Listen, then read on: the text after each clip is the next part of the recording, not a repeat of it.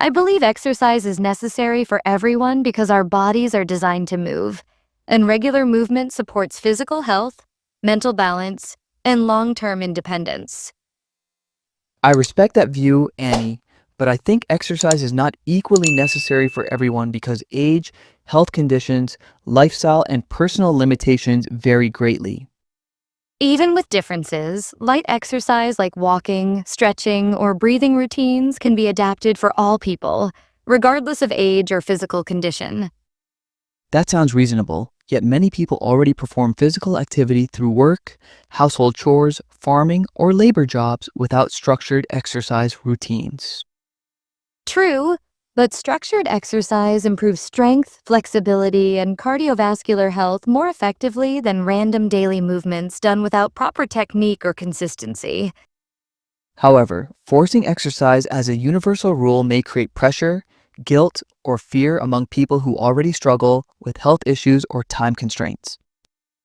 I am not suggesting pressure, but awareness, because inactivity increases risks like obesity, diabetes, heart disease, anxiety, and poor quality of life. Those risks exist, but genetics, diet, sleep, stress management, and medical care also play major roles, sometimes more significant than exercise alone. Absolutely. Health is multidimensional, yet exercise positively influences sleep quality, digestion, mood, immunity, focus, and even confidence in daily activities.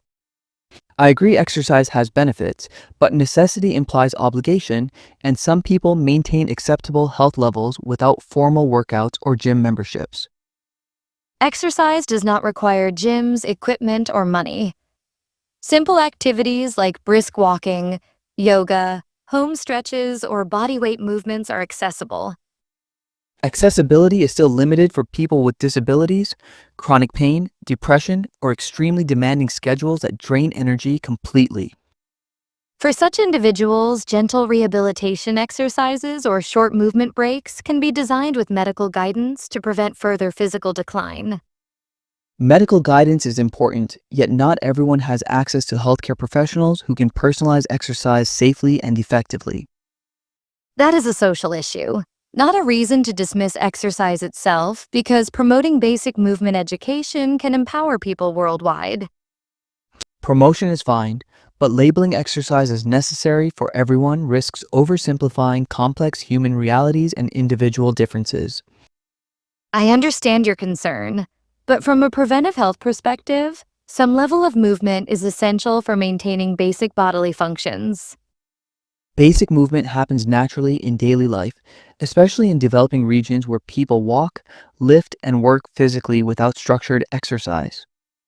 Modern lifestyles increasingly reduce natural movement through screens, vehicles, and automation, making intentional exercise more important than before.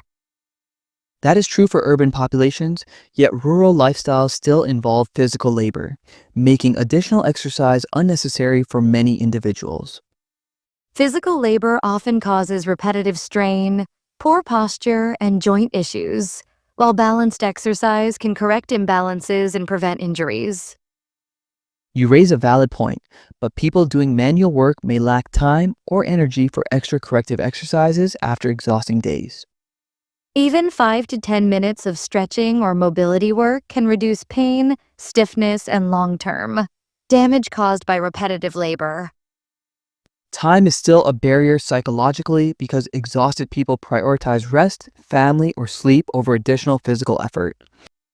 Short mindful exercise can actually improve energy levels, circulation, and relaxation, helping people recover faster instead of feeling more tired.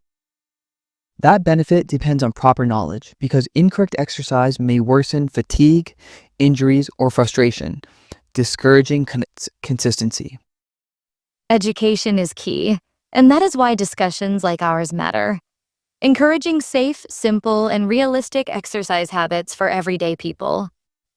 I appreciate that approach, but necessity still feels too absolute, ignoring those who truly cannot exercise due to severe medical restrictions. In such rare cases, passive movements, physiotherapy, or assisted mobility still count as exercise in a broader, compassionate definition. Redefining exercise so broadly makes it almost equivalent to movement itself, which weakens the original argument about necessity. Perhaps the real message is that the human body requires movement in some form to function optimally across lifespan stages. That framing feels more acceptable because it removes pressure from intense workouts and focuses on sustainable daily movement. Exactly. Exercise does not mean extreme routines, but intentional movement that supports health, independence, and emotional well-being. When explained this way, I agree movement is important, yet I still hesitate to call it equally necessary for every individual. Fair enough, but from public health perspectives, encouraging exercise universally helps reduce healthcare burdens and prevent chronic diseases. Public health messaging should still respect personal choice, cultural habits, and individual comfort levels to avoid resistance. Agreed. Positive encouragement works better than fear-based messaging, especially when people see exercise as enjoyable, not punishment. Enjoyment varies widely, and some people simply dislike physical exertion, preferring calm activities like reading or creative work. Those activities are valuable, yet combining them with light movement creates balance between mental stimulation and physical maintenance. Balance is ideal, but real life rarely stays balanced, and people prioritize based on survival, income, and responsibilities. That is why exercise recommendations should be flexible, realistic, and integrated into daily routines rather than separate burdens. Integration makes sense, like walking while commuting, stretching during breaks, or using stairs instead of elevators. Exactly. Small habits accumulate benefits over time, proving exercise does not have to be dramatic to be effective. When exercise becomes simple movement habits, I can accept its importance without calling it a strict necessity. Language matters, yet evidence shows regular movement improves longevity, reduces depression, and enhances overall life satisfaction. Evidence supports benefits, but human choice and freedom should remain central in lifestyle decisions, including exercise participation. Freedom with awareness is ideal, because informed choices allow people to decide wisely rather than ignoring health consequences. I agree awareness is crucial, and conversations like this help people reflect instead of blindly following trends. So perhaps we agree that exercise or intentional movement is highly beneficial and strongly recommended for almost everyone. Yes, I can agree with that balanced conclusion without forcing a universal rule that ignores personal realities. That balance itself teaches English learners how nuanced opinions work, showing respectful disagreement and thoughtful discussion.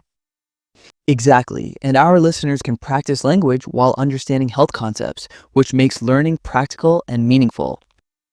Integrating short activity breaks during classes can enhance focus without reducing academic time, improving overall performance instead of harming educational outcomes. That approach sounds practical, yet implementation depends on trained teachers, supportive systems, and cultural acceptance of movement in classrooms. Cultural acceptance evolves gradually, and positive results often convince communities faster than theoretical explanations or strict policy enforcement. True, visible benefits persuade people, especially when children become healthier, happier, and more confident through simple physical routines.